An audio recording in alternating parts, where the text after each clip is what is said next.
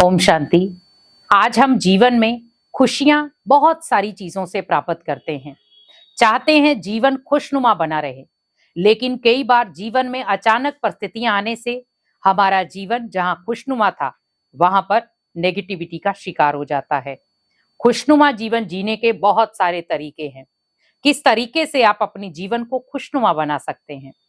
आज हर व्यक्ति, भले वो धन कमा रहा है या भले वो सुख साधन कमा रहा है, वो यही सोचता है कि मैं अपने परिवार में खुशियां लेकर आ सकूं, मैं अपने जीवन को खुशनुमा बना सकूं। और बहुत सारे ऐसे लोग भी हैं जो ओनली अपने जीवन को खुशनुमा बनाना चाहते हैं, सामने वाले के नहीं। हमें हमेशा एक चीज ध्यान रखनी है, जितना हम अनेकों को खुशियां बांटते हैं उतना खुशियां बढ़ती हैं। लेकिन अगर हमने यही सोचा ओनली मैं खुश रहूं, बाकी कोई हो या ना हो, तो आप सोचिए कि अगर आप खुद का ही सोचते रहेंगे तो आप जीवन में कभी भी प्रॉपर खुश नहीं रह पाएंगे, क्योंकि जीवन की खुशियां मायने रखती हैं अपनों के साथ बांटने में। आज आप देखें, अगर आप अपनों के साथ खुशी बांटते हैं तो खुशी कम नहीं होगी, खुशी बढ़ेगी। तो अपनों के साथ जो भी चीज आप शेयर करते हैं वो बढ़ती ही है।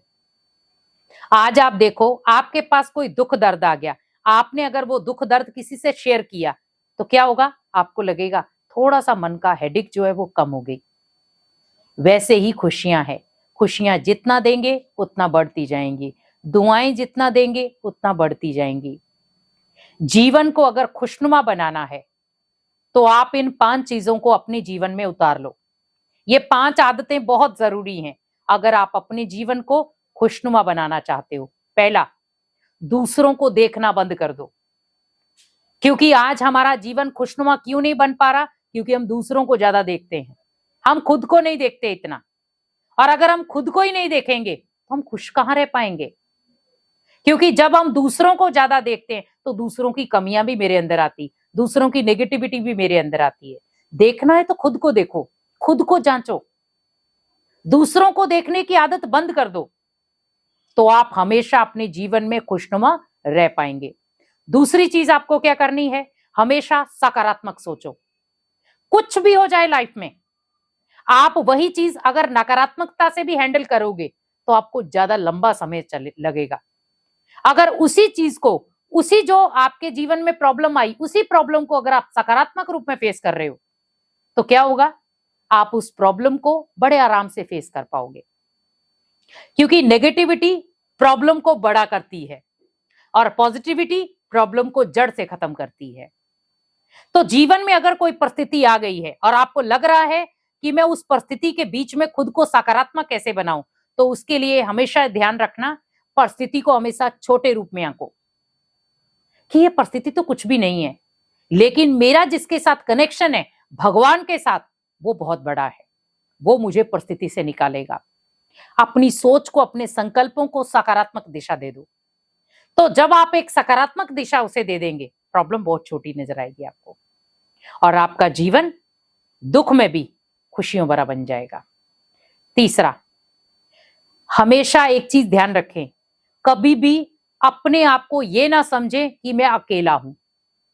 क्योंकि आज हमारे दुखी होने का सबसे बड़ा कारण क्या है? खुद को अकेला समझते हैं और हमारी खुशियां गायब हो जाती हैं।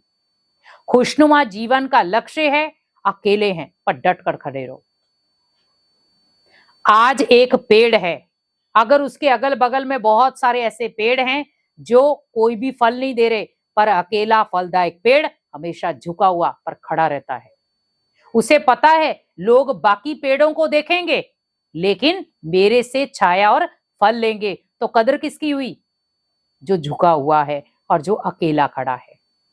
वैसे ही सोचें, जीवन में बहुत सारे लोग आएंगे जो आपको कहेंगे आप मेरे हैं, आप मेरे हैं, पर परिस्थिति आने पर वो आपको अकेला खड़ा कर देंगे। तो उससे पहले आप खुद ही अकेले हो जाओ, खुद को पहले से ही आप अकेला महसूस करो। क्योंकि जब आप खुद को अकेला महसूस करेंगे, अकेला पाएंगे, तो आपके पीछे भगवान के 1000 हाथ आएंगे। और अगर आप हजारों आत्माओं को लेंगे, हजारों लोगों को अपने पीछे लेंगे, तो भगवान के हजारों हाथ निकल जाएंगे। क्योंकि जो अकेला व्यक्ति है उसके पीछे भगवान की ब्लेसिंग है, और जो झुंड में व्यक्ति चल रहा है उसके पीछे कभी भी भगवान नहीं होता। ये आपने भी फील किया होगा। अकेला व्यक्ति अगर वो पॉजिटिव है, अपने जीवन को खुशनुमा तरीके से जी रहा है, तो उसके जैसी लाइफ किसी की नहीं है। लेकिन जो झुंड में व्यक्ति चल रहा है, कितनी परिस्थितियों का सामना करना पड़ता है उसे, कितनी टेंशनों से गुजरना पड़ता है उसे, लेकिन वो अपनी टेंशन किसी को बता नहीं सकता। अकेले व्यक्ति को पता है मुझे भगवान को ही बताना है, भगवान ही उसका सहारा है। चौथा, मेडिटेशन सहारा बनाए। अगर आप लाइफ को खुशनुमा तरीके से जीना चाहते हैं तो मेडिटेशन का सहारा जरूर लें। डेली रूटीन में कोशिश करें मुझे 5-10 मिनट मेडिटेशन करना है, सुबह उठते और रात को सोने से पहले। अगर आप मेडिटेशन अभ्यास करते हैं तो आप खुद समझेंगे कि मेरा जो माइंडसेट है बहुत पावरफुल बन गया है और मेरा जीवन दिन ब दिन खुशियों में जाना शुरू हो गया है। लाइफ को खुशनुमा बनाने के मंत्र हमें सीखने हैं और यही मंत्र हमारी उम्र भर काम आते हैं। और लास्ट, पांचवा, हमेशा अपने जीवन में कुछ भी हो जाए, आपके मन में कोई भी तरह का विचार है, कभी भी उसे स्टोर ना होने दें। कोई भी विचार है भगवान के आगे अर्पित कर दें। किसी भी तरीके का विचार है, आपको किसी को नहीं सुनाना है, मत सुनाओ, लेकिन आप हमेशा याद रखो, कोई आपका साथ दे या ना दे, लेकिन भगवान हमेशा आपके साथ खड़ा है। आप उसे भूल जाएंगे पर वो कभी आपको नहीं भूलेगा। आप उसे वो दर्जा नहीं दोगे, लेकिन वो हमेशा आपको एक बच्चे का दर्जा देगा। आप उसे समय दो या नहीं दो, पर वो आपको समय देगा, पर वो कदर भी जरूर सिखाएगा। परिस्थितियों में आपने कई बार देखा भगवान साथ नहीं देते। वो क्यों नहीं देते कि बच्चे कुछ क्षण मुझे याद तो कर। हमने पूरा दिन उसको याद नहीं किया और कह रहे भगवान जी साथ दो, कैसे देगा वो? भगवान ओनली आपको संकेत देता है, बच्चा बहुत लंबा समय हो गया मेरे से बिछड़े हुए, अब तो आके मिल। तो वो दुख भेजता है आपके जीवन में, और जब दुख भेजता है तो आप दुख में कहां जाते हो? भगवान के घर में। तो आप पहले ही आ जाओ। इसीलिए अगर खुशनुमा रहना है, खुशनुमा जीवन के मंत्र सीखने हैं, तो आप इन 5 मंत्रों को अपने जीवन का हिस्सा बना लो। तो आप लाइफ में कभी दुखी नहीं होंगे और हमेशा अपनी लाइफ को खुशनुमा तरीके से जिएंगे। ओम शांति।